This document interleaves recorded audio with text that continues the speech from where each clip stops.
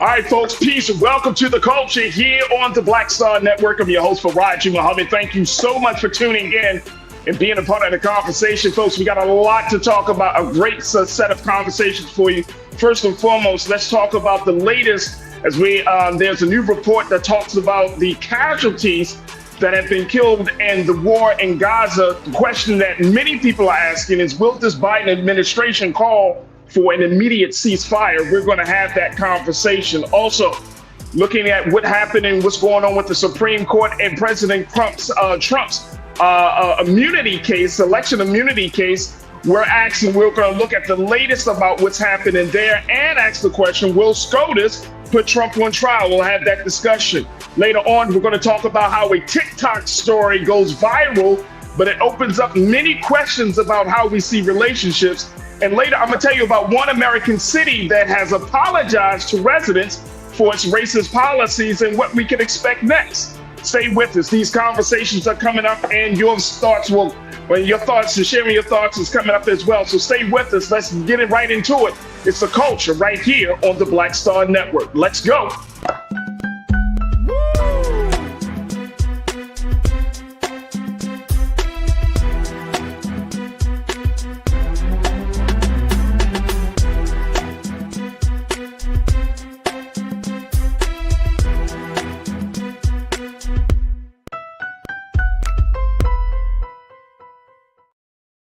Folks, welcome to the culture here on the Black Star Network. I'm your host, Farajii. Thank you so much for tuning in and being a part of the conversation. Folks, we are streaming live on a number of different platforms. So let your friends and family know that we are officially started today's show. Happy Thursday. And that we're streaming live first on our home network of blackstarnetwork.com. Download the app for free. Follow us on social media at Black Star Network. And more importantly, we ask for your donations to help power us through this digital space as we provide fantastic content like no other, especially on issues and topics affecting Black America. So go to our website today at blackstarnetwork.com. And we thank you for your support. Now, we're also streaming live on Amazon News and your Fire TV. Just take a look at there. Also, we're streaming on Amazon Prime Video. You can find us on the Prime Video app under Live TV, then News, or find us on Amazon.com under Prime Video, then Live TV, then News. And we're also streaming on the Freevee Network. You can find us under On Now, under News for Black Star Network, as well as Plex TV, 24 hours a day, 7 days a week. Just search for Black Star Network or find us under Live TV with news and opinions. Now, we're also streaming live on Big Brother Roland Martin's social media pages. First, check us out on his Facebook page as we're streaming there. So big shout out to the illustrious culture crew on the Facebook page, as well as on the X platform. So shout out to the crew there. And we're also streaming on Big Brother Roland Martin's YouTube channel. So big shout out to the online culture crew there as well. And let's see who's in the chat as we prepare for these big conversations. And I appreciate each and every one of you for joining us in the discussion. And as you get into the chat, as you get on Facebook, just make sure you hit that thumbs up button for me to show you that you are in support of the work that we're doing, the information we're providing, and the opportunity for you to be a part of the conversations. So big shout out to the Stephanie Humphrey channel. I see you. Pastor and Big Brother Damon Blissett, I see you. Thank you for checking in. Deidre Hall, I see you. Lori Parks, I see you. Tiana, I see you. We got Pauline Hurtis joining us as well. Big Brother Brian Christian, welcome back to the chat. Thank you, Brother Brian. Daniel, thank you for joining us. We got official Sanika for checking in. Donna McAdoo Kelly is checking in. Wow. Giselle said, Giselle, I'm here. Giselle, I see you, and thank you again for being a part of the conversation. And again, Giselle, we thank you for your donation yesterday. We truly, truly appreciate it. Folks, you can join us as well. So again, join us in the chat and make sure you post your comments, share your thoughts as we try to get through these conversations, because no conversation is complete without your feedback and your input. So join us right now. All right, let me just jump into it because we got a very short period of time. It's a lot that I wanted us to cover in today's show.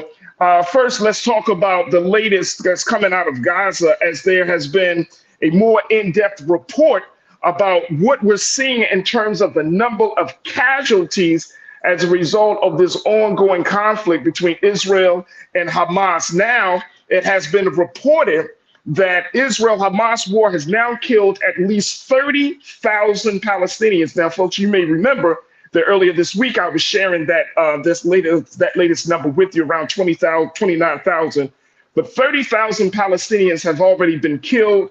Most of them are civilians, and the report also shows that some 60% of the residential buildings in Gaza have been damaged, and 45% have been altogether destroyed, according to a World Bank report, folks.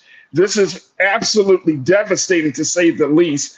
And when we're looking at this situation, it puts more pressure on the conversation about whether President Biden is going to call for an immediate and permanent ceasefire. But has been saying, he said it earlier this week on the late night show with Seth Meyers, that his administration is in the works of doing something. His hope is to get something by Monday of next week. He said this past Monday night. So he said by Monday of next week that there should be some sort of deal made or struck with the Israeli government, with Prime Minister Benjamin Netanyahu, around a permanent ceasefire. But it doesn't look like the ground attacks and the bombings and all of these attacks on the civilians of Palestine have actually slowed up or stopped at any place. Israel has signaled its intention to attack Rafah, which is the enclave's southernmost city, with estimated 1.4 million people are sheltering in squalid conditions, according to the latest set of reports. As I mentioned, some 70% of the dead Palestinians are women and children, folks. And these, according to figures published by the Palestinian Health Ministry. And many folks are saying that, yes, what we saw in Israel on October the 7th was an attack, but this is an even greater attack. Now, look, let me share with you. This is just some of the words from the report from NBC News that I want to share with you. Take a look. It says 70% of the dead Palestinians are women and children, according to the Palestinian Health Ministry. Many lawyers agree that Hamas' October 7th attack on Israel was a war crime.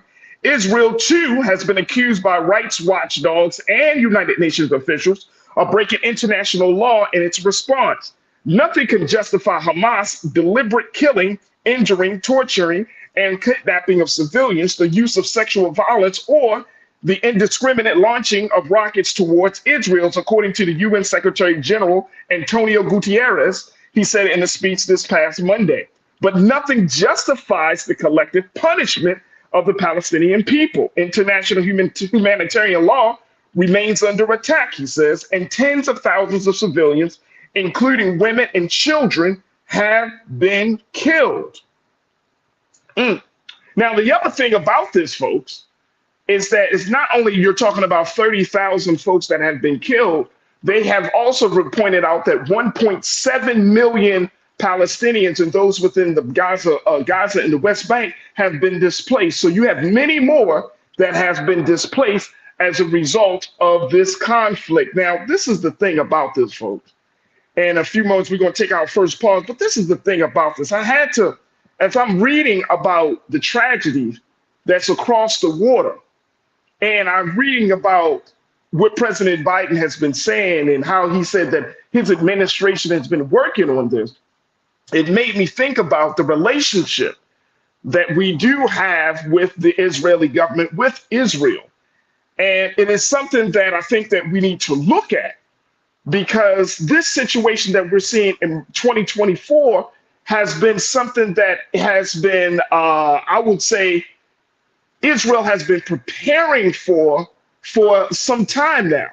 Now, the very key part of this, the big concern about this chapter of violence between the two nations is that it now feels like, to the Palestinians and to some folks around the world in the United Nations, that this doesn't seem like it's just an attack just with the intention to find Hamas. This seems more like a genocidal ethnic cleansing effort that Israel has waged against the Palestinian people. Now, even though Israeli Prime Minister Benjamin Netanyahu denied that his government policy is to eradicate the people of Palestine, the folks from the West Bank and Gaza, it doesn't feel that way.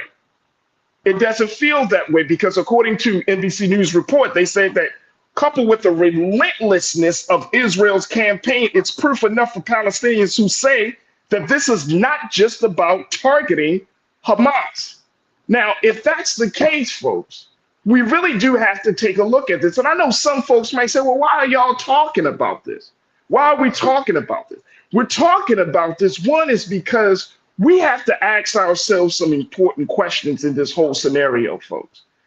Now that we know that the United States have been giving money to Israel, let me share this with you really quick. Did you know that back in 2016, a deal was struck with President Obama, former President Barack Obama? He sat down with Israeli Prime Minister Benjamin Netanyahu at that time, and they struck a deal for a $38 billion military aid package for 10 years. This was struck back in 2016. So we're 8 years from the beginning of that deal. 2 more years are left in that deal. $38 billion. You're talking about $3.8 billion a year for military aid for Israel. Now, where did that money go? It went to the fighter jets. It went to the construction of the Iron Dome. It went to all the different military resources. Now, here's the question I think that we have to ask ourselves if we take our first pause. Knowing that the American taxpayers' money was being spent like that for the past 8 years, and there's no other country, folks, let me just tell you all this. There is no other country, and you could do the research yourself, that America has supported more financially than the state of Israel. Now, and since that's the case, we got to ask ourselves, with our money, what type of return is the American people getting on that level of quote unquote investment? We have to ask ourselves 2 questions, and then we're going to take our pause. The first question is, are we okay with funding an effort that many people around the globe is saying it's a genocidal effort? Are we okay with that as taxpayers in this country? That's the first question. And the second question is, are we okay with the possibility of our money being used to make us accomplices and make us complicit in war crimes? Because that's the other charge that's being levied against the state of Israel at this time. We know that Hamas had attacked, and that attack of October 7th was one of an attack that some folks said 1,200, others said 1,400. But now that we know that the Palestinians have suffered with being displaced, the Palestinians have suffered a higher death toll, and there doesn't seem to be no relief in sight, even though the president is talking about this. Where's the return on the investment for the American people? And isn't this enough to put onto this president? Because we know Trump is not going to do it. But for this president, who seemed to say that, look, I care about the American people. I care about making sure that our standing is good in this world. I care about making sure that democracy reigns supreme. But is that the case? And now I'm going to take a quick pause. When we come back on the other side, I'm going to share with you why we should even be having this conversation as Black people in this country. So, folks, I want you to post your comments, share your thoughts as we talk about this. The numbers have come out to verify that there have been 30,000 deaths as a result of this war. Many of those have been women and children in vulnerable populations of Gaza and the West Bank. And are we okay with that? I'm going to try to do my best. I'm telling you, I'm going to share with you why it's important that Black America understand that we need to make sure that we speak up and put the right amount of pressure and hold this administration accountable, because we are contributing to that tragedy across the water. Stay with me. That conversation continues on the other side here on The Culture on the Black Star Network.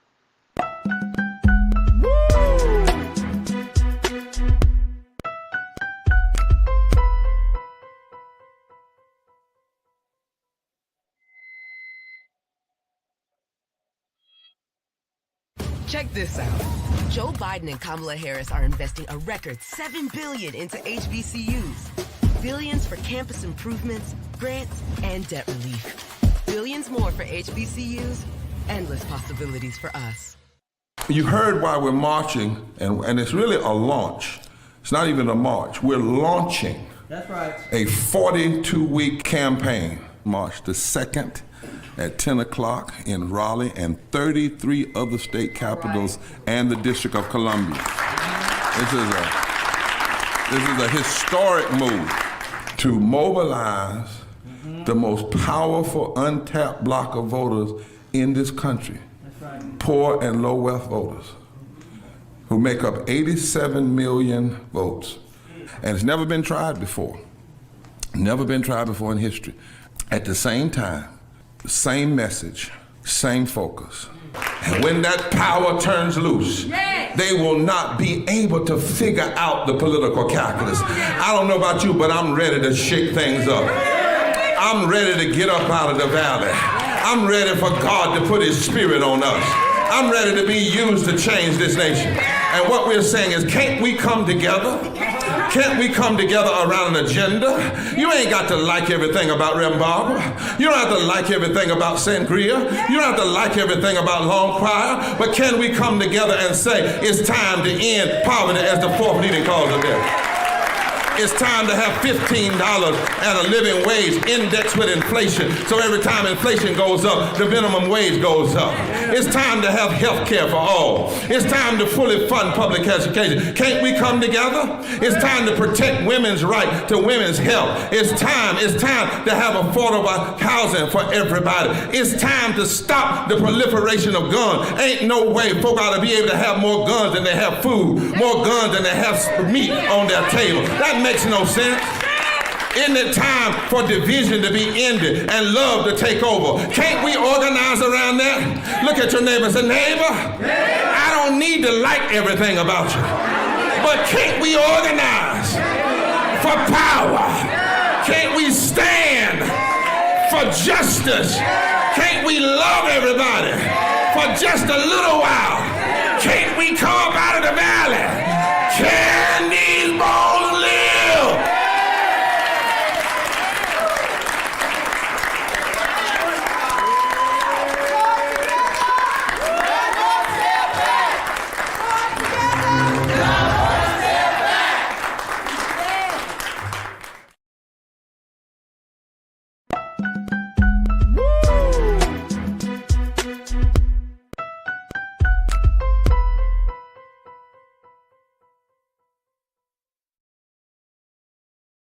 All right, folks, welcome back to The Culture here on the Black Star Network. I'm your host, Farajii Muhammad. We are talking right now.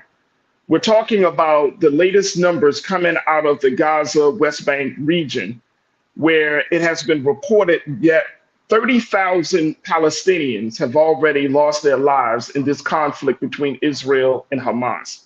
30,000, 1.7 million have been displaced as a result of the relentless ground attack, air attack that we're seeing in that region. And it doesn't look like there's any real light at the end of the tunnel, even though President Biden has been saying over these past few days that his administration is working on a ceasefire. This is one of the biggest points of contention that people are having with this administration.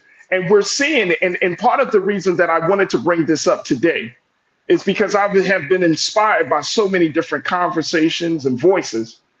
I've been inspired by my sister, Rahel Tesfamariam, who on Tuesday, we talked about her book, Imagine Freedom. I've been inspired by reading about what Arab Americans in Michigan is doing. I've been inspired so much so, folks, to hear what is being said right now, to see the chatter and to share this and to feel like, you know what, we need to have more conversation on this. If the American people have been paying taxes to this country, and then this country uses our money to fund efforts that will lead to the destruction and annihilation of another group of people, that can't be left. Oh, well, that doesn't concern me. How can we not have something to say about this at this time, considering the fact that as Black people in this country, we expect the American government to do something for us by way of financial repair in the form of reparations. We expect some sort of return on the investment of our time, our sweat, blood, and tears because of what we have been able to do in building this country. We are the bedrock of this country. And yet we're seeing that more money, more resources, more aid is given to a foreign nation than it is to its own citizens who have been screaming for justice. We see just our brother Reverend William Barber talking about the great demonstration that he's planning this weekend in all of these in all of these state capitals, just to get us $15 an hour. And look at the fight in many states around that. Just to talk about voting rights, look at the fights around that. Just to talk about, and let's not even talk about reparations, and we're going to have a conversation about that later on today, but talk about reparations and how much fight that we have to give. But in the state of Israel, unfettered, untapped, $3.8 billion of military aid has been given for the past 8 years. And now it is all of that aid that has led to the fortification of their armed services and their military might. And now we're seeing their might being put to use to commit these horrible, horrible crimes against the people of Palestine, in the West Bank, and the Gaza Strip. It's crazy. Let me share with you something from the U.S. News and World Report, because I had to make sure that I brought some facts and figures, because I want to make sure that we're clear on the context of this. And this is why we're asking the question, will the president call for an immediate ceasefire? Because if he wants to be the president, he talks about this, to be the president of saving democracy, then that has to start with the budget. What are the financial priorities of the United States government? And then this is not just on Biden. Unfortunately, President Biden is the recipient of this criticism, but this goes back way before Biden even got into office. Take a look and listen to this very quickly, then we're going to move on. This is from U.S. News and World Report. It says for nearly 3 decades, from 1974 to 2002, Israel was the top recipient of U.S. aid, the longest standing duration for a top aid recipient dating back to 1946, according to figures from foreignassistant.gov. While from 2003 to 2020 saw the most aid going to either Iraq or Afghanistan, Israel nevertheless remained a top 3 aid recipient throughout that time. This is from U.S. News and World Report. This is not my information. This is what's already been put out for public consumption. In 2021, U.S. obligations to Israel amounted to $3.31 billion, a figure that saw Israel returning to the top spot among aid recipients that year. And I already shared with you that in 2016, President Obama sat down with Prime Minister Benjamin Netanyahu and struck a deal for $38 billion for a 10-year period. This is the 8th year of that 10-year period. So that means that if President Biden goes back into the White House in 2024 and he starts his term in 2025, that time to the end of that 10-year deal will be coming up during the course of his term. Will he redefine the relationship that America has with Israel, or will he keep that money train going? Now, this is why I'm sharing this with you, because I want us to see that what has happened in the past affects the policy of today, and it dictates the agenda for the future that's coming forward before us, right? And we have to look at this. Now, let's go to why this is important to Black America as we close this thing out. This is important for Black America because there's a saying that says the budget is a moral document. Right? Some people have said, Dr. King have said it, and others have said it. There was no actual attribution to Dr. King, but this is what Dr. King has said when he spoke at the Riverside Church in New York City on April the 4th, 1967, a year to the day that he was assassinated. It was that year, the most challenging year of his public service life, because he decided to stand up and speak out and speak truth to power about the war in Vietnam at Riverside Church. But this is what Dr. Martin Luther King said, and I don't know, Lisa, if we could put it up.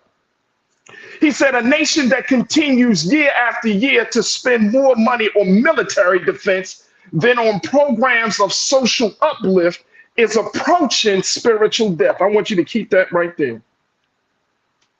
A nation that continues year after year to spend more money on military defense than on programs of social uplift is approaching spiritual death. How come the call for Black people in America, for reparations, for voting rights, for wage equality, for all of these things seem to fall on deaf ears? Because this isn't not just about dollars and cents, but we are actually embarked upon a time where our government is losing its sense of morality because of the budget priorities. And see, what's happening now is that as much as the president may say, look, we need to save democracy, and we do if we want to sustain, but there needs to be and I heard President Obama say this at he talked about this when he was celebrating the 15th year anniversary of him becoming in office in Chicago. It was late last year. And he said that we must redefine and reimagine a different democracy. But if the democracy that we are seeing right now has always been built on not just dollars and cents, but a sense of morality, folks. But then we're finding that, as Dr. King said, that if you keep putting more money into the defense and not into programs of social uplift, then there's a spiritual death that starts to happen. How can we as Black people expect that the government will hear our cries? Because our cries isn't just about the dollars and cents. Our cries is rooted in morality. It's rooted in justice of what's right and what's wrong. But imagine you crying out, calling for justice. We're crying out for voting rights and wage equality and all of these things and healthcare disparities. And we're saying, Mr. President, and to the Congress, we need this, we need that. We aren't whole. We are broken people. We have contributed day in and day out. We have given our blood, sweat, and tears to this country, only to fall on deaf ears. But then when it's time to go to war, money can be found in a blink of an eye, at the drop of a dime. And so for those who say, well, why Black America should be concerned with this? Because we have to call out the hypocrisy. We can't just allow our tax dollars to help a foreign nation to do what they want and destroying another people. But then when we ask for the government, hey, can you set aside a few $1 billion for this or for that? It's like being in a relationship. America's in a full-fledged relationship with Israel. Y'all gonna hate me today, I'm telling you. America's in a full-fledged relationship with Israel. But it's in a situationship with Black America. Let me say that again. It's in a full-fledged relationship with Israel. They go together. But when it comes to Black America, it's a situationship. And y'all know how some of us, you ever been in a connection with has been undefined, a situationship, a sneaky link, right? And then the person just breadcrumbs. We get a little pieces here, little pieces there to hold on to give us the hope that something will manifest. And we've been breadcrumbed too long in this country, y'all. And that's why I'm looking at this situation. And that's why people might say, oh, man, you're trying to mess up the election. No, it's not. We know Trump is not going to do these things. But if the president has said it himself that he wants to be the guy for this job, he wants to save democracy, well, then, Mr. President, with all due respect, we're going to hold you accountable to those words. We got to. We got to. But we can't keep getting breadcrumbs. And you got a house, you bought the other person a car, they got a full-fledged relationship. But for us, it's a little something in the night. can't be seen during the day, can't speak too loud about our pain, our interests. Y'all with me, y'all? Y'all with me? I'm not trying to make mockery of the situation. I'm just saying that the relationship that we have, and this is why we do have the issues of voting and all of these things, because, and this is why we have some of the infighting that occurs in Black leadership, occurs in Black organizations, because no one in Black America is clear about the relationship. There is no priority set aside in the budget for us. There's no sense of moral dilemma that's placed on the relationship. Between America and Israel, you have a better sense of where folks are and where people stand and what's the moral priority. In the relationship with Black America, none of that is defined. So we do have to say something. If President Biden is going to be the president of the United States for Black America, then we need a clear, defined relationship. I want a return on the investment too.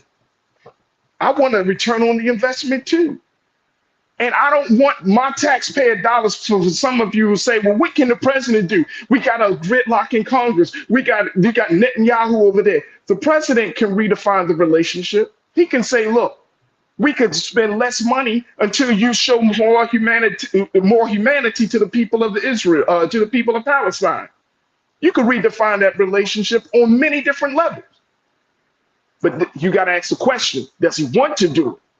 And does he want to put all the resources of his office and his administration behind it to show that he is serious about saving democracy, that he is serious about building a better relationship with Black and brown and other people in this country who feel marginalized and disenfranchised? Is he serious about standing on morals in terms of taking those budget priorities and putting them somewhere else, as Dr. King said? Because if there's more money, 3.8 billion, then 3.9 billion, then $4 billion, what's going to be the spiritual future of this country?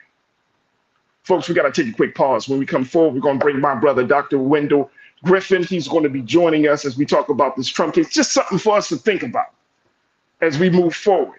And I hope that you really do think about these things. Stay with me, folks. It's The Culture here on the Black Star Network.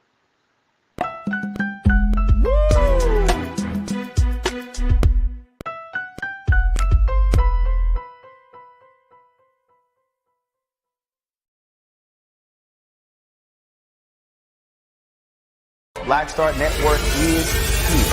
Oh, no punch! I'm real revolutionary right now. Thank you for being the voice of Black America. All momentum we have now, we have to keep this going. The video looks phenomenal. See, there's a difference between Black Star Network and Black-owned media and something like CNN. You can't be Black-owned media and be scared. It's time to be smart. Bring your eyeballs home. You dig? Check this out. Joe Biden and Kamala Harris are investing a record $7 billion into HBCUs. Billions for campus improvements, grants, and debt relief. Billions more for HBCUs. Endless possibilities for us. When you talk about Blackness and what happens in Black culture, you're about covering these things that matter to us, speaking to our issues and concerns. This is a genuine people-powered movement. There's a lot of stuff that we're not getting. You get it, and you spread the word. We wish to plead our own cause. Too long have others spoken for us. We cannot tell our own story if we can't pay for it. This is about covering us. Invest in Black-owned media. Your dollars matter. We don't have to keep asking them to cover our stuff. So please support us in what we do, folks. We want to hit 2,000 people, $50 this month, raise $100,000. We're behind 100,000, so we want to hit that. Y'all money makes this possible. Check some money orders. Go to P.O. Box 57196, Washington, D.C. 20037-0196. The Cash App is $RM Unfiltered. PayPal is R Martin Unfiltered. Venmo is RM Unfiltered. Zelle is Roland@RolandSMartin.com.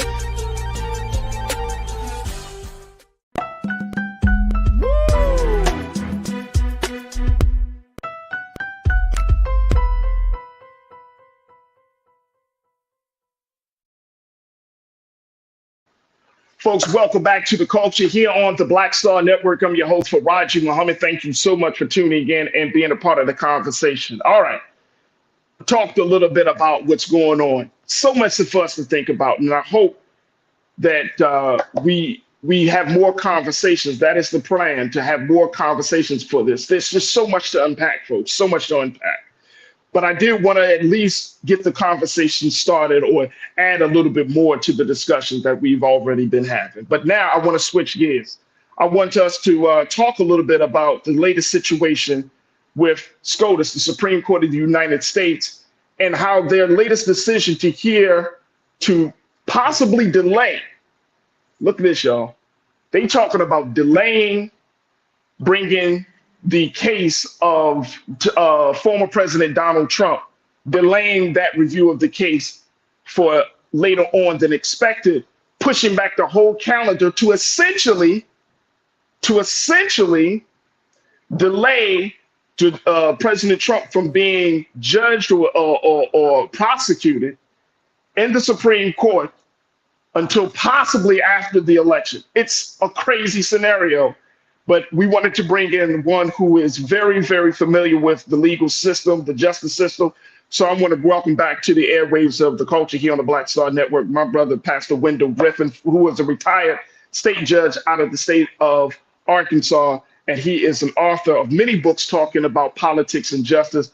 Brother Pastor, thank you so much, Brother Wendell, for being with us today. You jumped in on a day that there's so much that needed to be said, big brother, so much that needed to be said. How are you today? Oh, we got you on mute. There we go. Okay, I'm doing fine. Can you hear me? Yes, sir. We can, Pastor. We can. Thank you, folks. Listen, you're doing a fantastic job, and I need to give you your props, okay? I need to give you your props because the segment you just now did on Israel is just so necessary, so righteous. And I'll say one thing about that, and then I'll go to what I'm doing on SCOTUS. I ask you, what continent is Palestine located in? And they look at me blankly. I remind them, it's Africa. 30,000 Africans in Palestine have been killed in 4 months by money paid for by the United States government. The United States government gave KKK $3.8 billion a year. And they used that money to kill 30,000 folks in California, Chicago, or Arkansas. We would be furious. And we ought to be furious about it because the Palestinians are Africans. For all the reasons you mentioned, brother, we should be furious. We should be furious because Joe Biden has the power to stop it. When Iraq invaded Kuwait, the United States imposed a no-fly zone. Joe Biden can impose a no-fly zone. Could have done it 3 months ago over Gaza. He has the Sixth Fleet in the Mediterranean, right off the shores of Israel. He could have said to Netanyahu, you cannot fire into Gaza, otherwise my jets will take down your helicopters and we will cancel your Iron Dome. Joe Biden hasn't done it. So let's be real clear. The United States has not only supported Israel for the last 76 years, $150 billion with a B, the biggest foreign aid package in the world to Israel. But the United States has sat back and armed Israel and watched Israel starve, bomb, torture, burn, and terrorize defenseless Palestinians for the last 4 months with our tax dollars. And in the name of everything that is decent and right, we declare that wrong. And Joe Biden thinks that folks who are going to pay attention to elections are going to sit back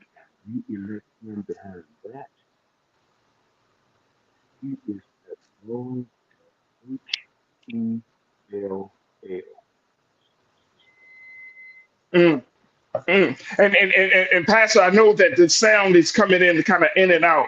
I don't know if you can just make sure that we can speak up so we can hear what you got to say. But I've caught on to what you were saying in terms of the complicity of our president, and that's why not to speak too far on it because I wanted to get your take on what's happening with the Supreme Court. But there has to be a call for accountability. There has to be some changes, a call for some changes in that relationship, which is always what we're asking for. Is that what is going to change in that relationship? You can't say one thing. Oh well, we're going to usher in peace, and then on another level, those things that has been in place for many years outside of the Biden administration, we know that. Continues to go unfiltered, unfettered, and in a way that it doesn't. So we need to change that relationship. And this is why I think, Pastor, this case around Donald Trump in the Supreme Court is just so interesting because the Supreme Court for a long time held it was perceived that this was going to be the one court that justice will be rendered. Right. For many of our people, of course, especially during the civil rights movement and other time frames, we relied on the Supreme Court to render justice when the states didn't. Now we're at a time, and this is my concern, Pastor, we're at a time where this court is moving like a political party and less like a court of law that is rooted in justice. And so that's what we're seeing with this latest situation with former President Trump, that they are actually looking to delay the time. Talk to us about this. Like, what does that mean if they're saying, according to the reports that I've been reading, that they're going to hear oral arguments the week of April 22nd about whether whether Trump is entitled to presidential immunity or not. And then by that timeline, that's going to push everything else back. And so we may not even see any type of review of his full case until after the election. Am I understanding this correctly, sir? You're exactly right, brother. Can you hear me okay now? Yes, sir. Yes, sir. Okay, you're exactly right. Here's exactly what's going on. The United States Supreme Court chose, everybody needs to understand this clearly, chose to accept a petition for certiorari by Donald Trump's team to decide the issue of his presidential immunity. Now, no court has before now said that Donald Trump is entitled to immunity. The United States Supreme Court of Appeals for the District of Columbia, the second highest federal court in the land, said no, he's not entitled to immunity. Judge Chutkan said no, he's not entitled to immunity.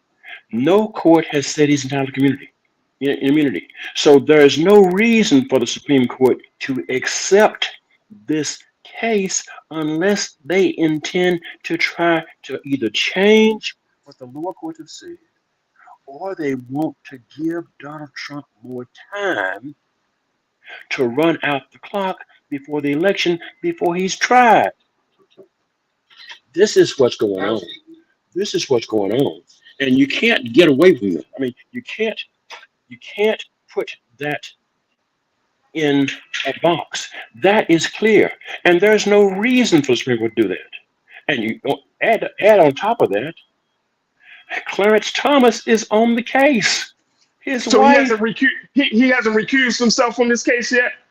Clarence Thomas hadn't recused the case. Now listen, if my wife, and I love my wife, if my wife was on a case, had paid money to a side that was on a case before me, I would have an obligation ethically to A, disclose that, and B, recuse to avoid the very appearance that my wife's relationship to one of the parties might be a factor in the case.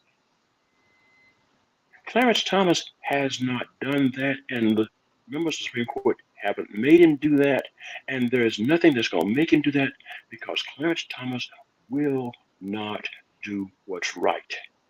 Donald Trump knows that, and that's why Donald Trump has been trying to get this immunity issue going all the Supreme Court in the first place. If the Supreme Court says, hey, we don't have to take this case because the issue of immunity is not in dispute, no federal court has said he's got immunity, we don't disagree, there's no reason for us to overturn those decisions, Clarence Thomas just sit there like a non-log and couldn't do a thing. Wow. But by then accepting the case, Clarence Thomas now gets a chance to use his influence. He is the most senior member of the Supreme Court. Okay. That is crazy. That is absolutely insane. We got to take a quick pause, and Pastor Griffin, we're gonna try to get back and fix your sound just in a few moments, just to make sure that we get some final remarks from you about this whole situation, folks. We're talking about the Supreme Court and them possibly delaying any type of review of the case against former President Donald Trump till after the election, which is exactly what the former president has been wanting for the Supreme Court to do. Folks, stay with us. The conversation continues on the other side with Pastor Wendell Griffin and with you here on The Culture on the Black Star Network.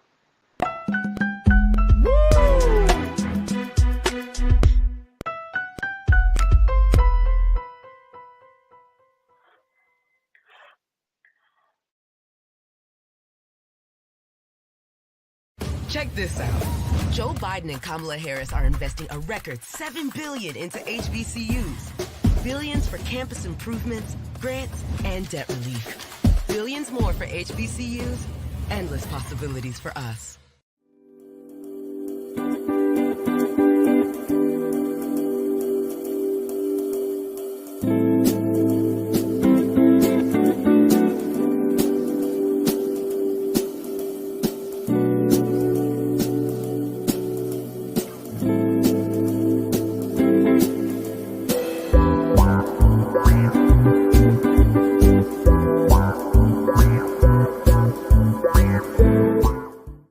Talk about blackness and what happens in black culture.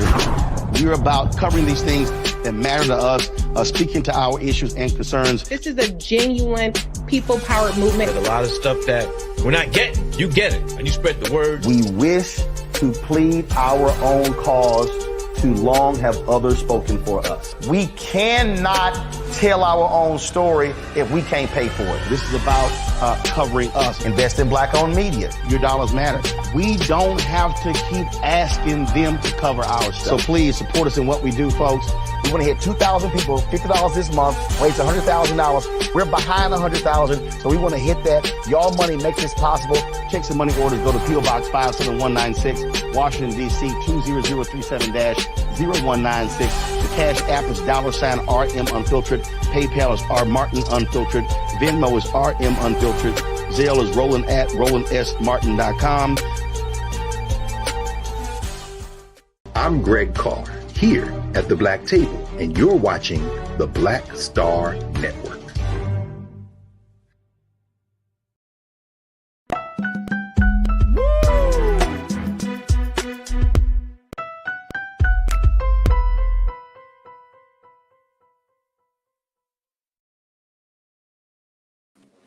All right, folks, welcome back to the culture here on the Black Star Network. I'm your host, Farajii Muhammad.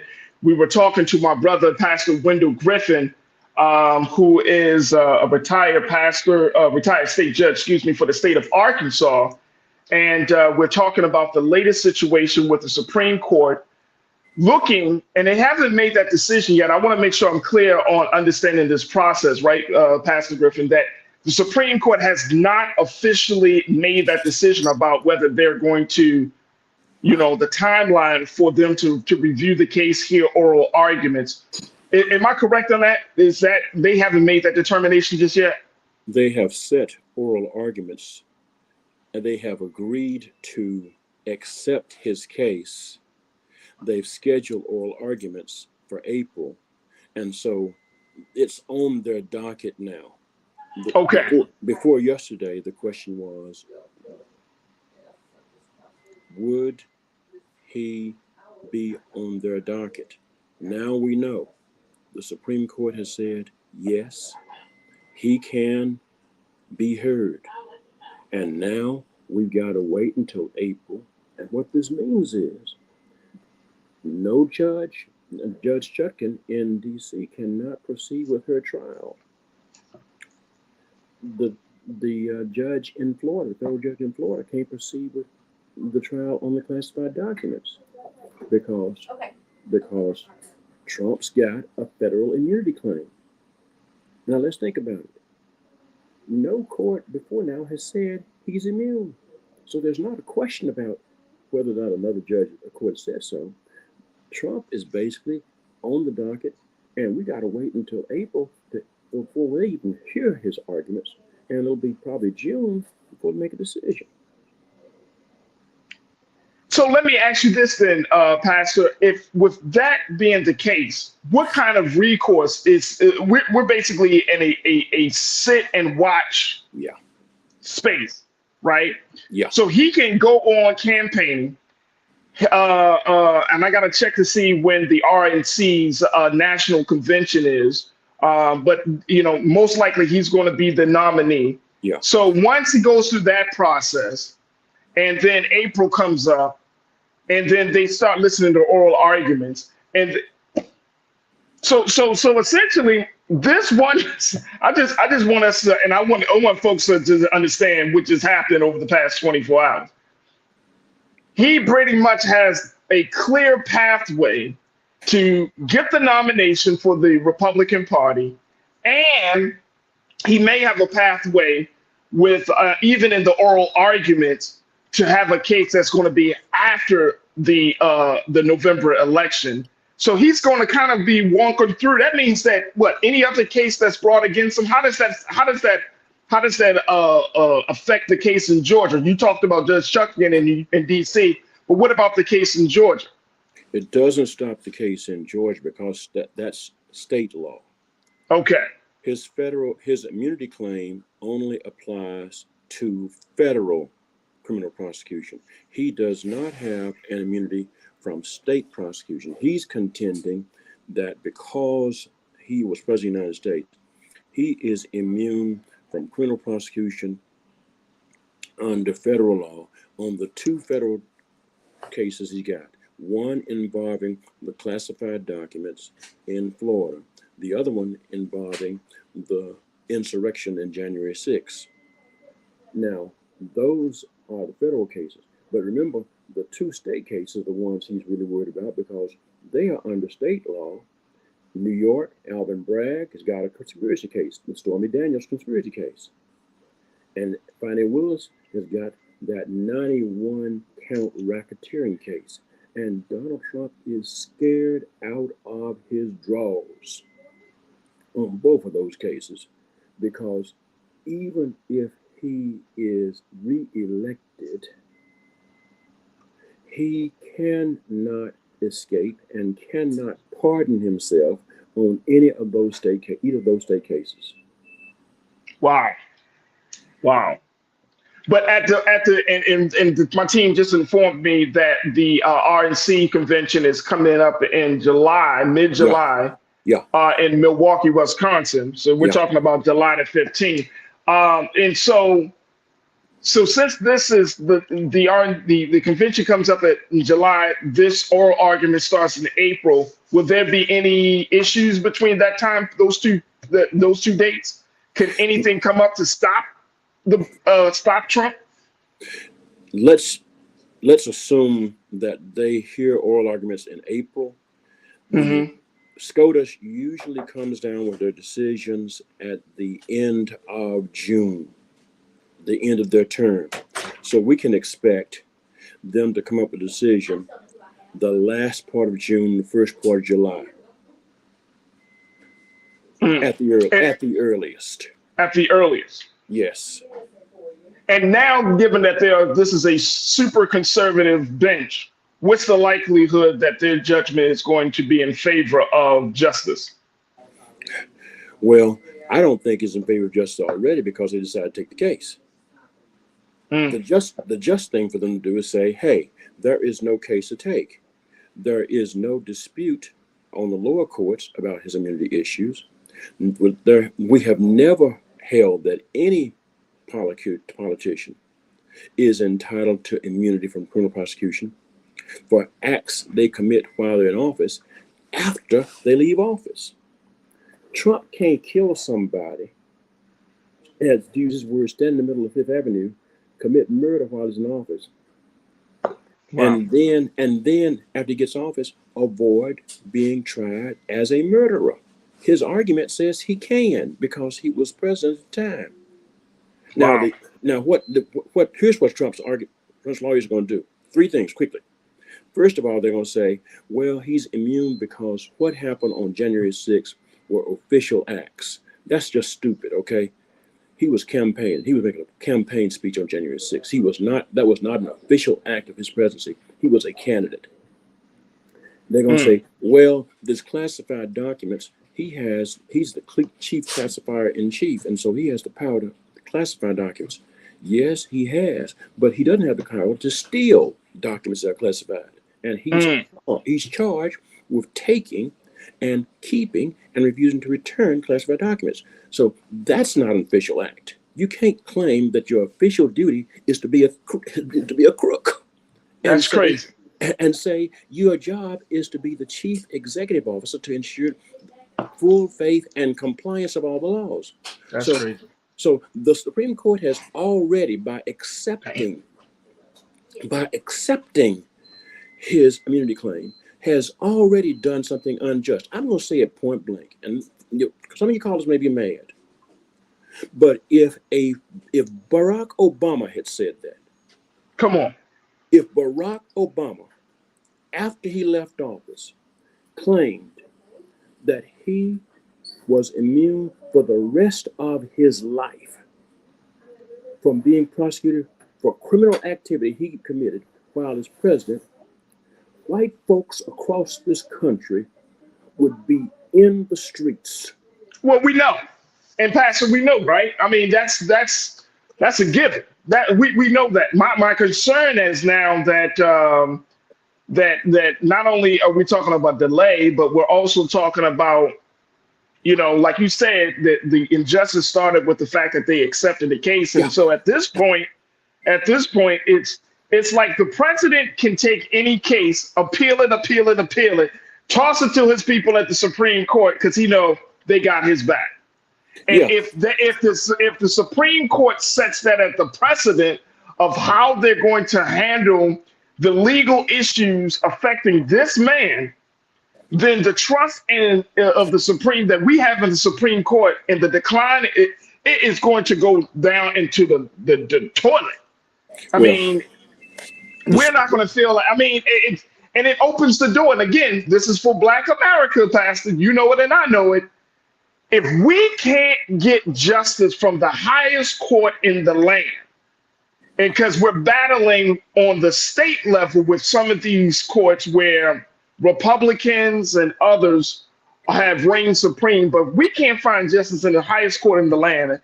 My final question to you is, what's the recourse? If the American people, not just Black people, if goodwill white people and Latinos and Asian Americans and all of these folks said, hey, this guy is not good for democracy. If the president says, hey, this guy is not good for democracy, and the Supreme Court says, he gave us the job, so we can't hold him liable because he gave us a job, then what's the recourse that the American people can take at this point? I mean, how do we look at it as the highest court in the land? Well, we don't have, and the point you make is right on target, Brother Muhammad. The Black people in this country have historically known that we could not get justice in state courts, but we have, since Brown versus Board of Education, have wanted to believe that in the federal courts we could get justice. The problem we have is that this Supreme Court under John Roberts, and this is why I opposed John Roberts from the moment that George W. Bush nominated him. John Roberts has always been anti-civil rights and has been more interested in doing what was popular with the right wing than was doing what was right. And we see that now. We see it. We see it. We see it. Pastor Wendell Griffin, I appreciate you, brother. I thank you for your insight, and you know, you and I both are going to watch how this situation plays out. But this is a hell of a thing to be experiencing during a major presidential election season, that we're seeing all of these things happening. And there still is this huge expectation for Black folks, for white people, for a lot of people to go to the polls. And, you know, for all of the voting advocates out there, this may be, and this is not going to be on President Biden. I'm telling you, this is going to be on the institutions of this country. We may see the lowest voter turnout because of apathy. We may see the lowest voter turnout in history because of people are tired of feeling like their voice is not being heard. We may see the lowest voter turnout because of injustice. This is going to be a banner year for democracy, and for a number of different reasons, Pastor. And we're just going to have to learn. We're going to have to figure out how to get through it. But I appreciate you, brother, for your time today. Good talking to you, Farajii. Keep strong, Good brother. Thank you, brother. Yes, sir. Absolutely. Folks, we got to take a quick pause. When we come forward, let's switch gears. We're going to check in with Coach Trinette El Collier, my brother Sinead Wakofor. Let's talk a little bit about relationships and so much more. Stay with us. It's The Culture here on the Black Star Network.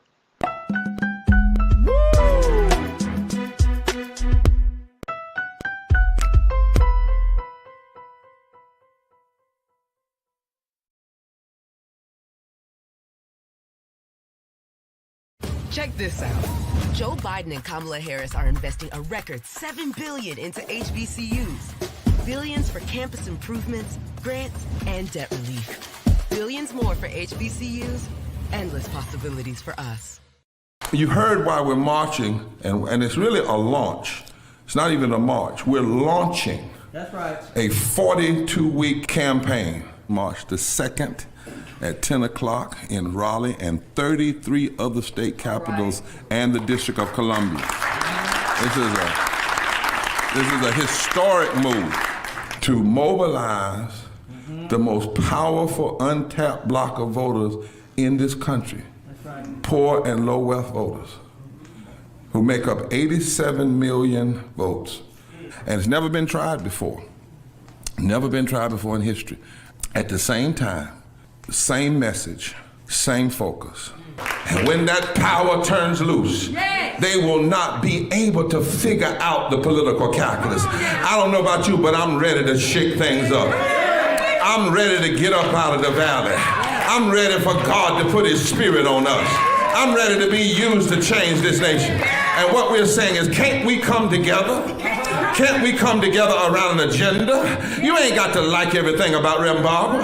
You don't have to like everything about Sangria. You don't have to like everything about Long Choir. But can we come together and say, it's time to end poverty as the fourth leading cause of death? It's time to have $15 and a living wage indexed with inflation. So every time inflation goes up, the minimum wage goes up.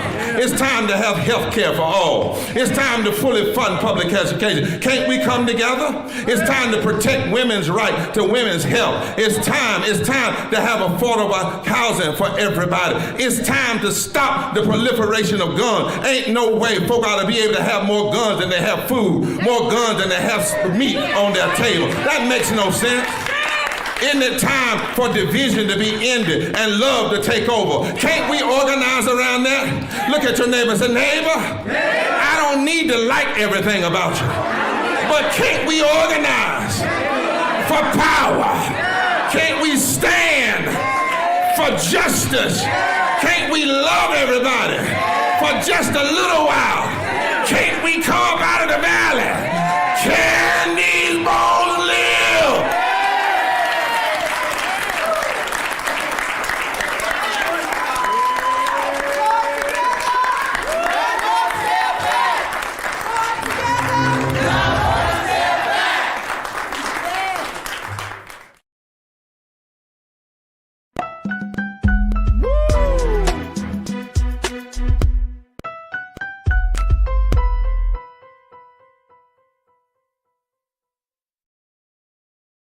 All right, folks, welcome back to the culture here on the Black Star Network. I'm your host, Farajii Muhammad. Thank you so much for tuning in and being a part of the conversation. I wanted to switch gears. So much politics we talked about, but let's talk a little bit more. Let's switch gears. Let's get into a space of relationships, because in the midst of all of this stuff, sometimes your mind can go into a lot of different places, and you might find that, you can go hard in the paint on your politics, but your relationships are falling apart.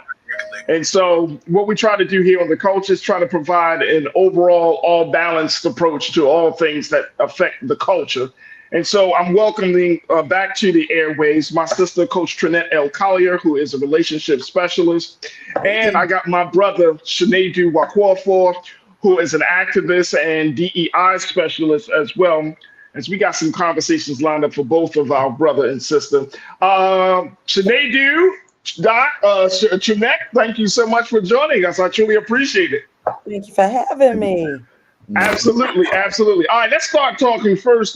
Trinette, you and I were chatting about this. Yeah. So I want to start talking about this situation that we saw on TikTok. For those who aren't familiar with TikTok, y'all know TikTok, that social media platform where people tell about their whole lives and all of that stuff. Well, apparently there was a Black woman named Risa M. Tessa who created a TikTok.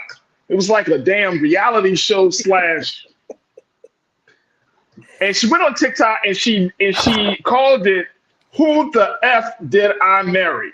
Mm-hmm. It ended up being a 10-minute increments, about 50 parts of this sister telling the story of meeting, dating, and divorcing a man she called a pathological liar.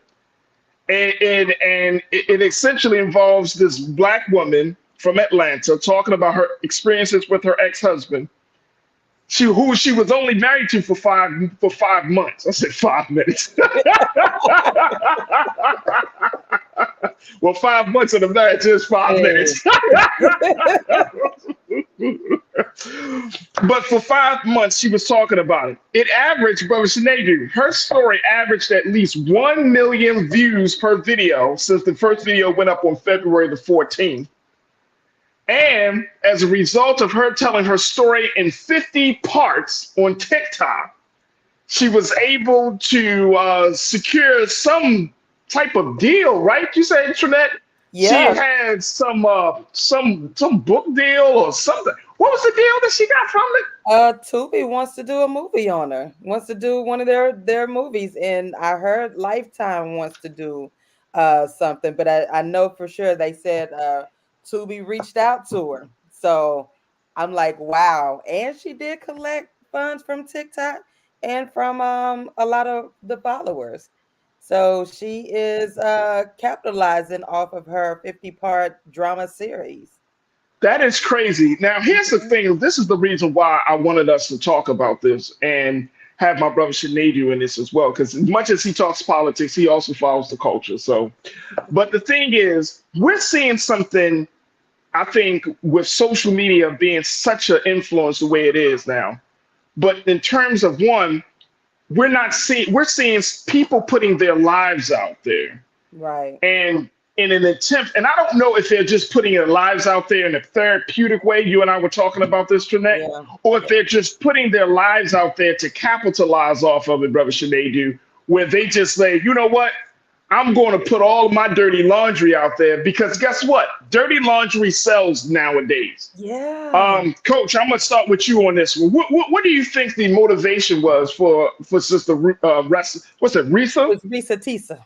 Risa Tisa. What do you think her motivation was? You know what? First, I want to let people know that it's not, some people are like, oh, people just hating on her, this, that, another. Listen, when I listened to the first episode, and I automatically knew what the ending was going to be, right? I mean, a lot of us have the familiar stories. And I wrote a book about it. But one thing I'm worried about this culture, in this era, the question is, are we doing it for therapeutic healing, or is it for capitalizing it, monetizing, however? But my concern is, when you're sharing out your stories like this, when I wrote my story, I didn't want to share it out. I wasn't trying to make money off of it, this, that, and other. But the question comes in, is it true or not? You know, you could be a good storyteller. If you're a good storyteller, that's fine. But now you have people that are engrossed and invested in your story. And so my question would be, how authentic were you on this? Were you just releasing? And you know, why did you choose to release it this way or whatnot? So that was like, you know, as I told you, that was some, you know, a few questions that I had, like, what made you go onto a social media platform and release this versus, you know, dealing with it privately? Like, do we handle these things privately anymore? Like, tell me, because do I need to go back and, Right. and do me a TikTok on my story, or, you know, I don't know. So that's just my question. Like, is that the direction that we're going in when we're resolving these issues, these you know, your private issues? I still believe in the sanctity of privacy. You know, some things I just feel like you should just handle between you, God, and your therapist or whatnot, you know, or your tribe. But that's what I'm worried about in this era that we're, you know, living in with social media. That's my take on it. Hey, brother Sinead, what you think, bro? In terms of how we're expressing ourselves, how we're telling our stories, and then we're seeing it in such a very weird way, right? And it's like privacy is out the window. We say that and I'm with Trinette on this. I'm not sure if this is healing or if it's just people are just looking for entertainment for their content. Yeah. What's your take on it, bro? So I'm coming from the capitalistic point of view. Come on, hit it. In the 1900s, there was a boat called the Titanic that sailed and it sank. And then 70, 80 years later, they made a movie that's about a love story. Not even about a Titanic. Story didn't even exist. And they made hundreds of millions of dollars. Here's my thing about Resatessa. Whatever happens, Resatessa, it's happening on her terms. That's how I feel. Even if her story is fake, the cautionary story in there is real. And I think when you look at what we have now as social media that now serves as a free market for folks in the entertainment to tell their own stories, and then many people can pick them up, I think that's very powerful. Because lest we forget, we were talking about this a couple of months ago. I think his name is Michael Otter, the NFL player, The Blind Side. Yeah. Find out that family was lying on that man's name, collecting money. So I bring this up to say, I am not going to be the morality police. I'm just glad in a world where we know people like Roman Polanski use his position to be very demonizing to women. People like, Harvey Weinstein use his position to be very demonizing to women and getting a picture. That Resatessa sat in her house, put up her camera, put it on her account, and these major corporations and video companies saw it and reached out to her. I look at it from that point of view. I like that he's in control. And as a Black person, that means a lot to me. Gotcha. Yeah. That makes sense on that end. Yeah. Go ahead. She is in control of her story. Now, the sad part about it, her ex-husband is supposed to be releasing his story on YouTube today. Yeah. Oh my God. So is this going to be a battle? You know, like, what is to come out of this? Is he looking to gain? Is he looking to capitalize as well? Do you think that he's going to be able to gain the traction from his, from his story? See, this is the other thing too, Sinead and Trinette, that everybody, 2024, we've been saying it. Everybody want to speak their truth, but your truth is not the truth, right? And so you have your truth, and especially if it involves somebody else, you talking about a situation, we don't know their side of the story. They don't have the camera, they don't have the microphone. Like, I can sit up here and I can paint a picture about anything that's going on, right? But guess what? And I can be passionate about it, and people be like, "Man, that's the truth." I just happen to be the guy that's in front of the camera and has the microphone at that moment. Right. But I think that we put so much emphasis on telling your truth, that it gets in the way of understanding that, one, this relationship that we do have with social media is one where, I hear some Black folks say I need to have a detox. And then I see other Black folks who live on social media. They post more times than All right. So I'm trying to think, and then you when we have these larger conversations, much more serious conversations, whether it's about Gaza, whether it's about the election, whether it's about any issue that has affected Black America, we don't have the mental attention span anymore. I just came across this article that said that we don't have the attention span as we used to, right? Because they said just the simple act of scrolling will cause you to have a short attention span. Wow. So now are we putting ourselves in a trick bag where we may gain from being, from telling our story. We may capitalize from being so open, but at the same time, we're in a very manufactured place, and that could just go left. Brother Sinead, what's your take on this? Let me take our next pause. Yeah, I think there's truth in that, and I think you missed the truth, because there is your truth, there's my truth, and there's a truth. There it is. Come on. And I think that's when I heard you speaking, I just started to think about, like, take it out of the rest of Tessa thing. Just think about hip hop, rap. People are telling stories about things that don't always align with them. They're telling stories about hoods that they're not from. They grew up in the county their whole life. So I think from the perspective of being a truth, as long as there's no harm done, and this is the hard part about being a capitalist or living in a capitalistic society. It's hard to notice if what is happening is harm to the community, to the culture, or is it harm to the rest of Tessa? So only time can tell. And the sad part is it might be a little bit of both. It might be a little bit of both. And here's the other thing, right? Here's the other thing. The other thing is, I think sometimes because we have this desire to be liked, and I'm saying in the context of social media, to be hearted, we go through we seek the craziest experience just to tell them on social media, right? Yeah. Like we go through harmful experience sometimes, right? And I'm not saying all of us, obviously. Right. But I mean, it's hard to create everyday content, especially when you say you're an influencer. Yeah. So you got to think of something new and fresh and dynamic every single day. And there is something where you have to I feel like, now I may be completely wrong on the Sinead you internet, but I feel like each time that content goes viral and you got a hit in your clip, and you're like, oh my gosh, there's another part of you that you got to give up, right? Yeah. There's another part of your life that's another part of your experience that you got to give up. And I think that's to Sinead, to your point. Yeah. That is something. Let me just share very quickly before we take our next pause. Suzette, my sister Suzette Speaks says, it feels like voyeurism. Like, I am appreciative of the lessons from her story, but do we all need to be in the group chat? Right. Suzette ain't never lied. She ain't never lied. Never, right. I agree with that. Like, the group chat was, I was like, how do I take me out? Connect? Yes. I'm about to send a message. Just delete my number, bro.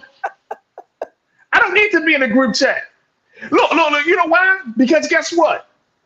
You ain't healed from your trauma. So now you passing your trauma through the screen. Now my brain, look, as much as I like to think I'm a strong person, certain messages get in, right? Right. Yeah, I mean, that's the truth, because all of a sudden you see all of these comments, especially from Black women. That's why I can't trust a man. That's why I will never be married. That's why, so now you've opened, again, you're opening doors to the trauma, and people are expressing. So now you forget the trauma, you forget about the healing piece. Now you have this space where you can just vent, and it's not valuable venting. It's just, I'm just saying whatever, and I do have to say that she did acknowledge the fact that she took accountability. I did appreciate that of her, because again, her story is like so many of us, and she did say she was desperate for a family, and she wanted, to have a child and be married and so forth. And she saw really the good in him, so I think it was just, she she just felt like it was time for her to release this and so forth. But she just ended up doing it, and where it just caught our attention. Now I couldn't sit past episode 1. I didn't have time for 50 parts. And that's the other thing too. I didn't have time. Hey, Sinead, you got time to watch 50 parts of somebody's story, man? Can I cuss? Fuck no. Straight like that. I just listen to I look for the footnote. I ended up getting the clip notes, but I was literally after her first episode, I pulled out my own book. I said, I already know how I'm gonna tell y'all, I'm gonna be honest with y'all, man. I can't do it. I can't do it. The moment I start to see people talk, I mean, you ever see somebody scrolling, then they up in the camera all close like this? Right. Y'all, I got something to tell you. I'll be like, scroll. Scroll. I was like, I'm not into it. Man, don't flood my timeline with trauma, bro. Like, I didn't, and people were like, "How can you not watch?" I said, "Listen, because I lived through my own. Come on, man. You know the story. I had my own 50 part. I wrote about it. You know what I'm saying? So I didn't need that. I just did not have the time. But I don't, and I guess it. And then I started looking at it. So I guess it's no different from when our grandparents were watching the stories, or we watching, No, it was different. It was different. You know what was the different? You know why it was different? Very quickly. You know what's different? The difference is we already knew coming into the room that was entertainment. That was on television. There was this, and it might sound crazy, but mentally, logically, we were like, that's on TV, therefore it's there to entertain me. Right. Yeah. Right. Yeah. Whereas social media has become not just something that we read and look at, but it has become a part of us, right? Like our experience in existence is so wrapped up in what we put out there, right? Yeah. And I even see, this is hard for people, man, because you can't put out real stuff and then I seen some, y'all gonna die on this one. Y'all ever seen somebody be like, just because I put it out don't mean I actually believe it.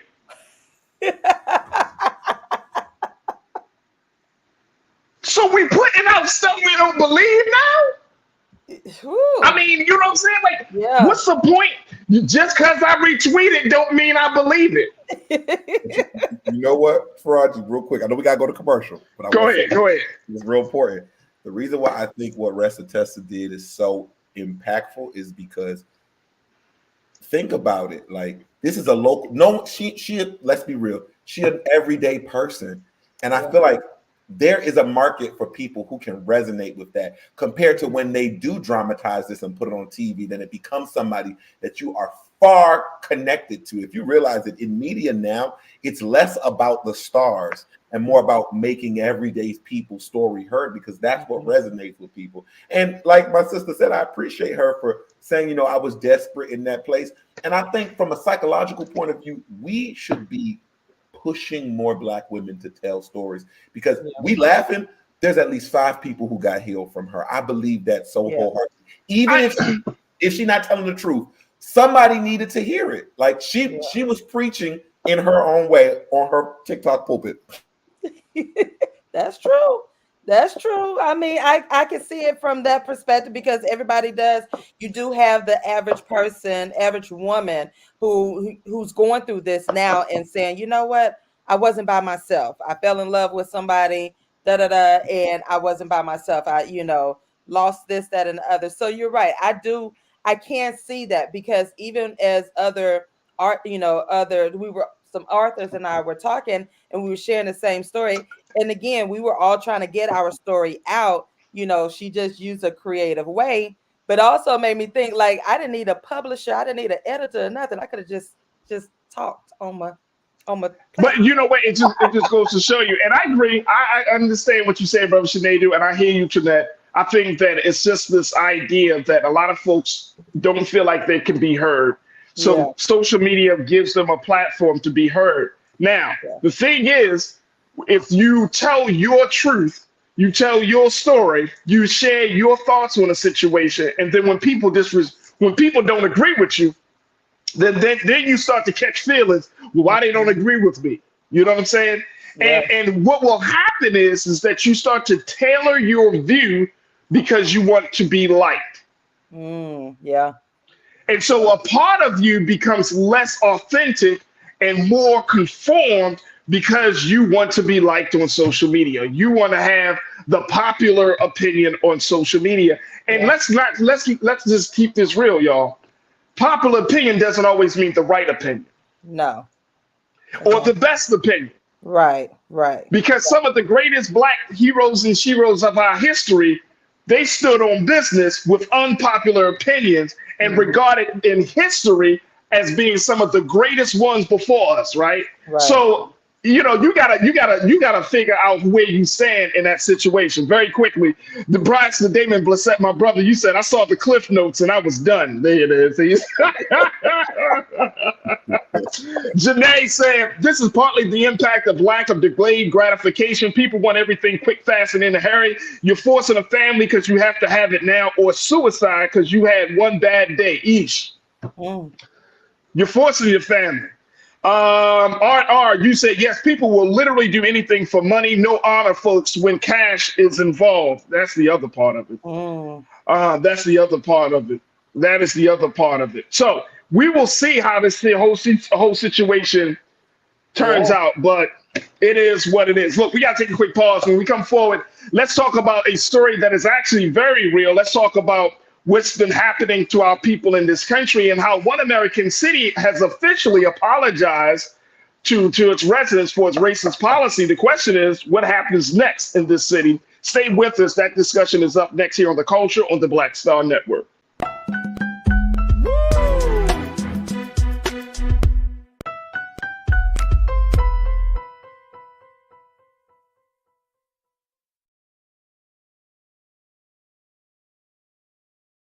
Black Star Network is here. Oh, no punch! I'm real revolutionary right now. Thank you for being the voice of Black America. All momentum we have now, we have to keep this going. The video looks phenomenal. See, there's a difference between Black Star Network and Black-owned media and something like CNN. You can't be Black-owned media and be scared. It's time to be smart. Bring your eyeballs home. You dig?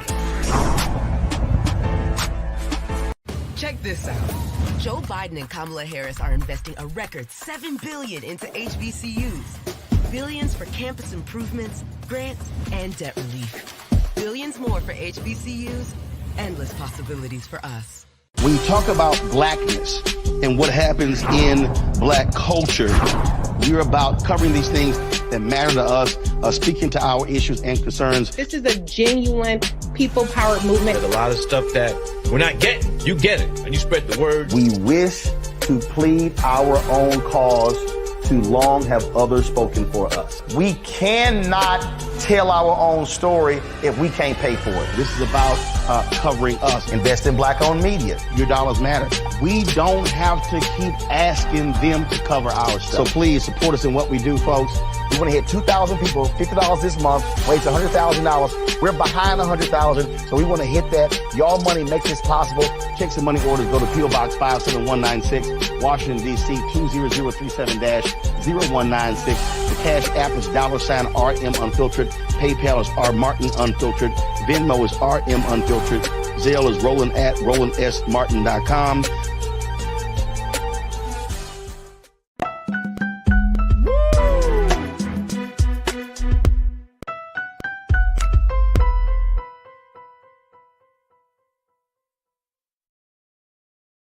All right, folks, welcome back to The Culture here on the Black Star Network, joined by our contributors today, my sister, Coach Trinette L. Collier, Relationship Specialist, and my brother, Shanidri Wakorfor, Diversity, Equity, and Inclusion Specialist. As we talk about relationships, now, we talked about the intimate relationships with Risa Tessa. Risa Tisa. Risa Tisa. I don't want to mispronounce my sister's name. You ain't Risa. Right. Before we end up in one of her stories, I was watching. But we wanted to talk about relationship. But this final conversation I wanted to have is about the relationship between Black folks in American cities, and it's a different relationship that we are having, right? This is, and I think that we can all attest that there has been more talk about reparations and repairing the damage at this time. Over the past, I would say, what you would think, Brother Sinedu, but 2 to 3 years, we've been talking up these things more now than ever before. For a number of reasons, because of what's been happening across the country, like in states like here in California, where they have the Reparations Task Force and other places. New York City, I just read that New York City was trying to get some things happening. I think it was either New York or Boston. And crew, y'all tell me if y'all can find the information that there are groups of people in either New York or Boston that are trying to get reparations, but because of infighting, look at those relationships, infighting, they can't agree on how to move forward and calling out the city or the state to repair the damage that was done to Black people. So if somebody in the chat can check that out for me, let me know which city that's in. But let's go to the city of San Francisco. San Francisco. It was just announced that San Francisco has officially apologized to residents for racist policies. This is coming from NBC News. Take a look at this, folks. Supervisors in San Francisco formally apologized to African Americans and their decisions last week for the city's role in perpetuating racism and discrimination, with several stating that this was just the start of reparations for Black residents and not the end. The vote was unanimous, with all 11 board members signed on as sponsors of the resolution. According to Supervisor Shaman Walton, he said this historic resolution apologizes on behalf of San Francisco to the African American community and their descendants for decades of systemic and structural discrimination, targeted acts of violence and atrocities, as well as committing to the rectification and redress of past policies and misdeeds. We have much more work to do, but this apology most certainly is an important step, according to Mr. Walton, who is the only Black member of the board and chief proponent of the resolution. This is in San Francisco. So you're apologizing. San Francisco has apologized to Black residents for racist policies. San Francisco joins another major city, Boston, in issuing an apology. Y'all remember we talked about this. In the city of Boston, the mayor of Boston has apologized to Black residents. And as of right now, 9 states have formally apologized for slavery, according to the resolution. Brother Sinedu, I'm gonna get your take on this one first. What do you make of this, big brother? What does this say? It's an apology. It's something that needed to be said and done, but is it all symbolism and no substance? You said it poetically. I just want y'all to think about this, because I feel like when it comes to Black people, people like to minimize this. I'm gonna take it somewhere else. Shout out to my Asians, because I'm heading to your way real quick. Imagine in Tokyo in the 40s. Imagine after us dropping that bomb on Hiroshima and Nagasaki. Imagine if we said sorry without a single check signed. Just imagine how people would look at us if that's all we did. That's how I feel about that ordinance. Don't even start with your apology if it's not starting with money.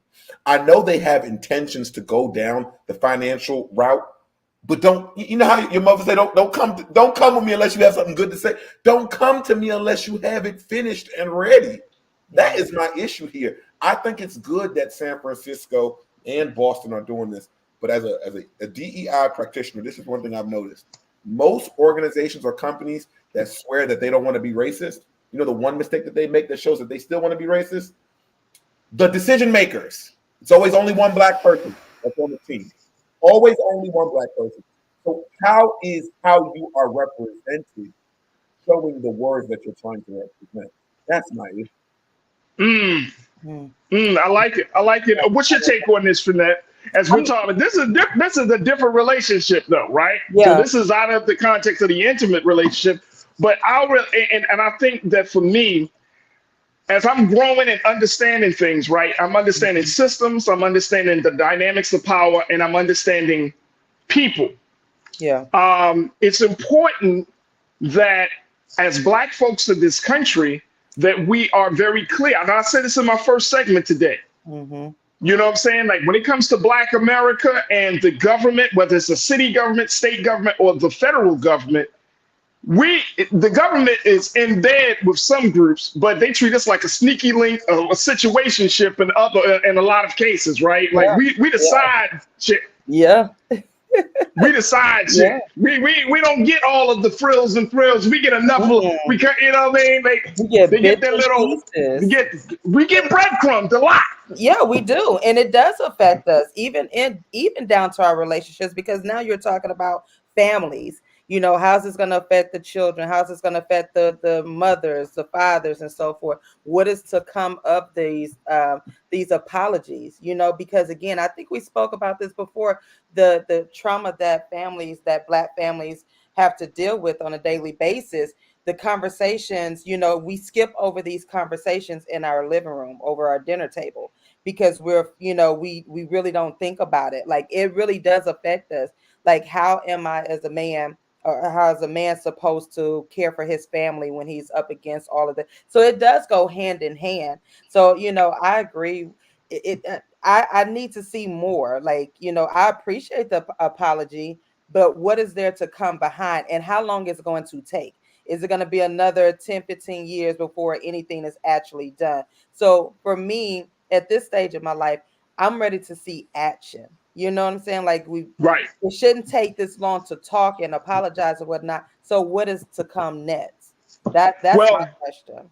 I think that's an excellent question. We got to take another quick pause. When we come back, I'm gonna share with everyone more details about what this mean, and more importantly, how will the city of San Francisco moves forward, especially by way of reparations. I'm gonna share with you some of those intimate details. So folks, stay with us. The conversation continues on the other side. Post your comments as we're streaming live on Big Brother Roland Martin's YouTube channel and his Facebook page. I would love to hear what you got to say as San Francisco apologizes to its Black residents for its racist policies, saying it is the first step in creating a new relationship with the Black community. What's your take? Join us in the conversation and stay with us. It's The Culture here on the Black Star Network.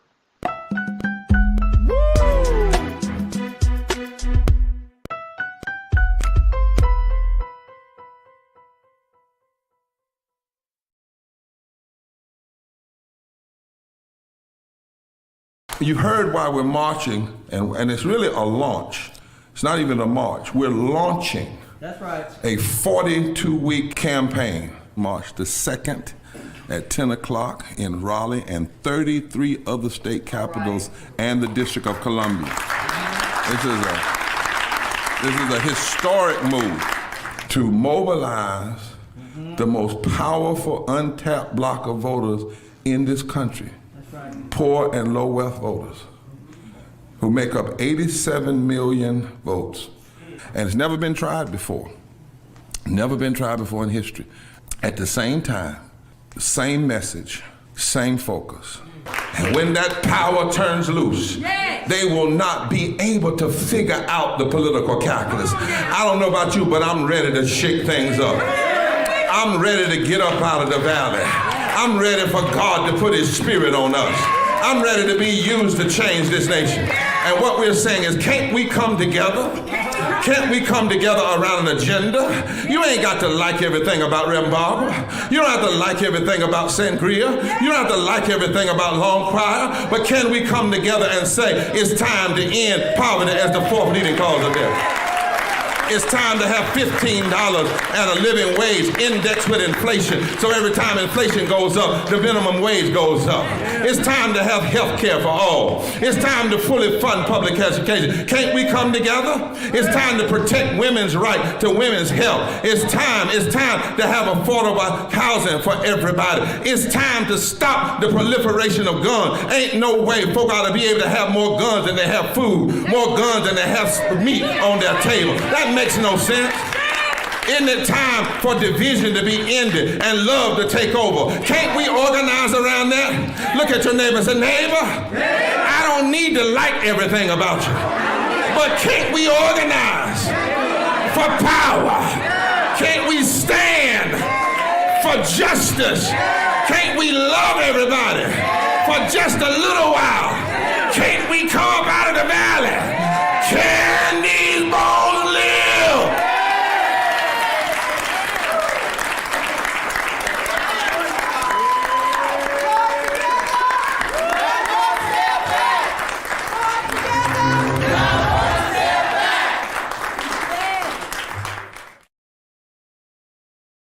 We wish to plead our own cause. Too long have others spoken for us. This is an opportunity for us to be able to speak to our issues. Y'all better understand something real quick. We ain't going nowhere.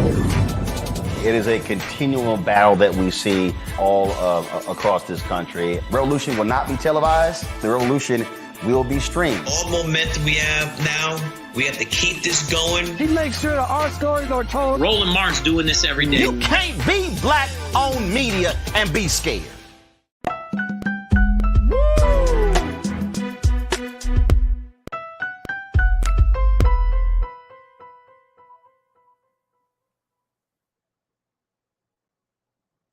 All right, folks, welcome back to The Culture here on the Black Star Network. I'm your host, Farajii Muhammad, joined by my great contributors. We got my brother, Sinead Wakorfor, Diversity, Equity, and Inclusion Specialist, and my sister, Coach Trinette L. Collier, who is a relationship specialist and author.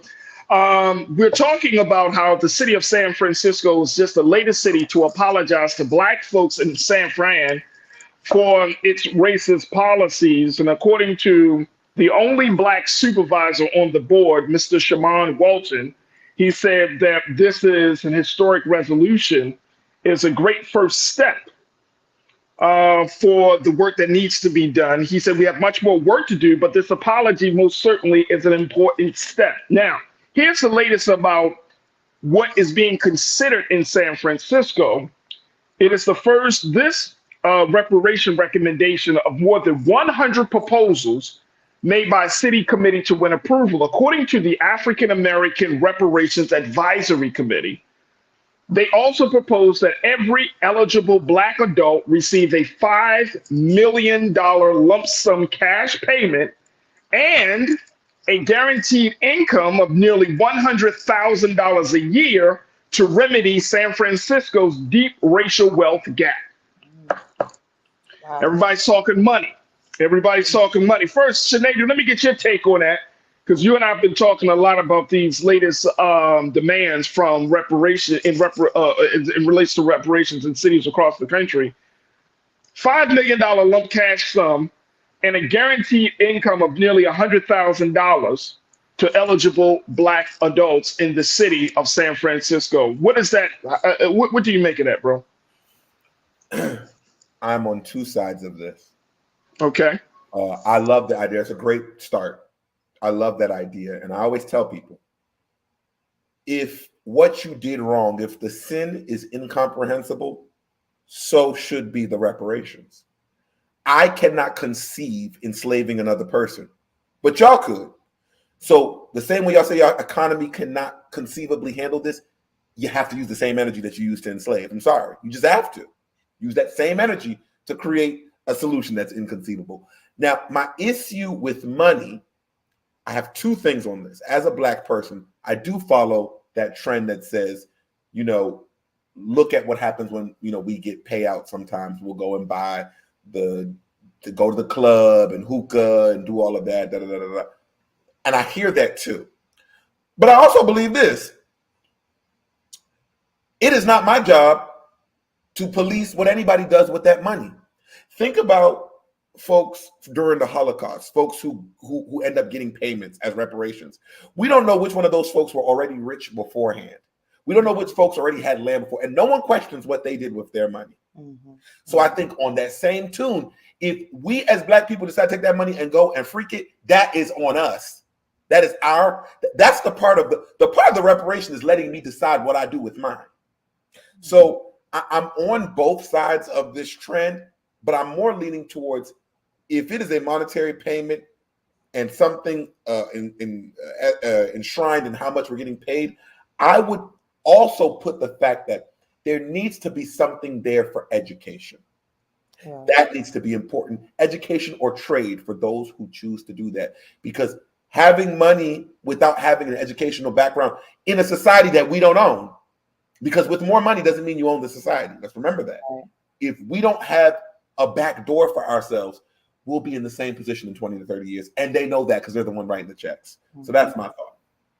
Yeah.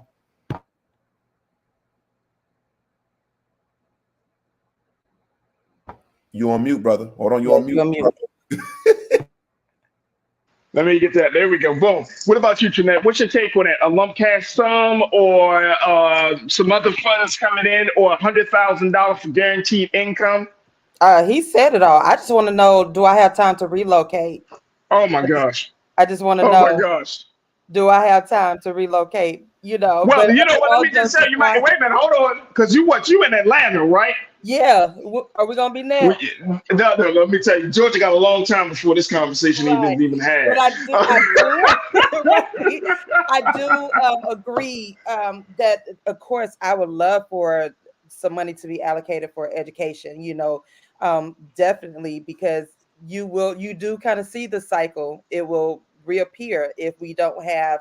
I'm with you. I don't want to police anybody's money, but I would like to see some funds be generated and invested in education in that city. You understand what I'm saying? So, you know, let's invest it in the teachers, the curriculum, update the curriculum and so forth for our Black children. Well, here's the other, and I agree with that. But see, again, I think that there has been so much emphasis on money, Sinead, internet.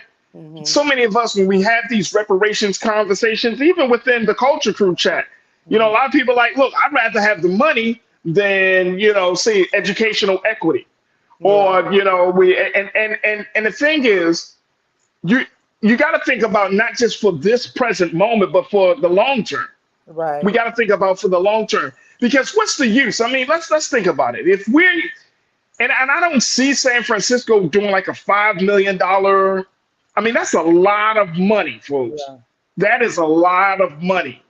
And you have to have a very progressive government to some extent, whether it's on a city level, state level, and of course on the federal level, a very progressive government to even put certain things in place. And I know one of the things that they talked about on the state level here in California, they were talking about billions of dollars. And in some cases, the calculations of how much some advocates for reparations were asking for was more than the actual budget for the state of California. Oh, wow. And so when you got to ask the question that when we go to these lawmakers and ask for the dollar amount, right? It's like, is it going to be a realistic amount? And that's one of the great concerns. Now, here in San Francisco, in the city of San Francisco, the Mayor London Breed, she's a Black woman. She said she believes that reparations should be handled on a national level, and facing a budget crunch for the city of San Francisco, her administration eliminated $4 million for a proposed reparations office in cuts this year. Now, Brother Sinead, I started off this show today talking about your budget is a moral document, right? Your budget determines shows where your priorities lie. Just as much as America set aside money for the state of Israel, and you know, Black America gets a little bit here and a little bit of there every other year, whenever. If the budget doesn't show where you put your priorities or where you see the importance of it, if you're cutting $4 million to even establish an office, it just goes to show you that you got a lot more work to be done with this Black political leader, because she's not seeing the importance and value of even having a reparations office. You could talk reparations all day, but it's not until in politics, until you put money behind it, it's just rhetoric. It's just rhetoric. What's your take on that, bro? I love when people talk about budget. So what I was doing, I like to do my fact checking as well. I went to the our national debt clock. Okay, $34 trillion. Don't ever tell me about a budget, because what I learned in simple math or street economics, you don't got it, you don't get it. But somehow we found a way to go 34 trillion, which, if you want to take it to a national level, the national talk about reparations has described the amount in today's money in the tens of trillions. So if we can create debt for this, that, and the third, what's the big deal? Because think about it. This is my thought. We'll never pay this debt down that we have. Let me explain that to y'all. Because we hold the currency that the debt is in. We'll never pay it down. We can make other people who borrow from us paid out, because that's the benefit of being the higher currency. But my issue with the young lady from San Francisco and talking about we should make this a national conversation. Okay, sweetie, when these tech firms want to come to your city, are you worried about what they're doing nationally or what the hell they're giving to you in your local municipality? I don't want to hear it, because San Francisco became what San Francisco became in this era off of those big corporations that were doing it locally. Ain't no Google in my backyard. So I don't know what the hell this woman is talking about. So does that mean that the conversation is just we just going to keep having these same conversations year after year, and it's just I mean, it could. You know, that's the purpose of an advocate, right? And like that's the purpose of. Well, it's a couple of things. One is that you got to have conversations on the state level just as much as you have a conversation on a federal level, right? Because state level, because the Biden administration and others have said that they really want to get the support of the states. And if you're talking about political organizing, you have to do that on a ground level in order for it to swell up to a national level. Yeah, you can mandate that. Now, that's what some of our black lawmakers like Representative Cori Bush and some others have put on the desk for the president to sign off saying, Mr. President, you need to do an executive order to establish a commission to review and to look at reparations, to look at the impact of slavery and the possibility of reparations. That's what they have put towards, and I think that's a good move.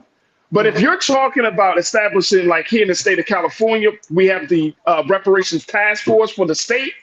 That's something that came down from Governor Gavin Newsom, that he greenlit that, right? Created a commission to look at that, right?